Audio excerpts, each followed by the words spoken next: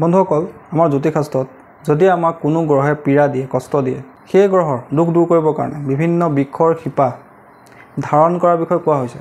যদি আপোনাৰ জন্মকুষ্ঠিত সূৰ্য গ্ৰহৰ দুখ থাকে তেন্তে আপোনালোকে ৰবিবাৰৰ দিনা বেল গছৰ শিপা ধাৰণ কৰিব লাগে। যদি চন্দ্ৰ গ্ৰহৰ দুখ থাকে তেন্তে আপোনালোকে সোমবাৰৰ দিনা পলাশ গছৰ শিপা ধাৰণ কৰিব লাগে। যদি আপোনালোকৰ বুধ গ্ৰহৰ দুখ থাকে অপমাৰ্ক অথবা হেমলতা শিপা আপোনালোকে ধাৰণ কৰিব লাগে বুধবাৰৰ দিনা।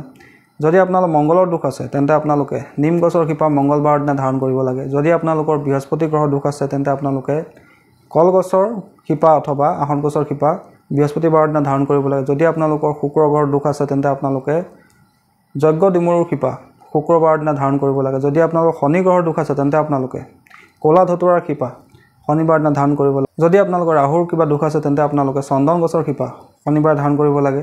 যদি আপোনালোকৰ কেতুৰ কিবা দুখ আছে তেন্তে আপোনালোকে অশ্বগন্ধা অথবা কুশবনৰ শিপা বুধবাৰৰ দিনা ধাৰণ কৰিব লাগে।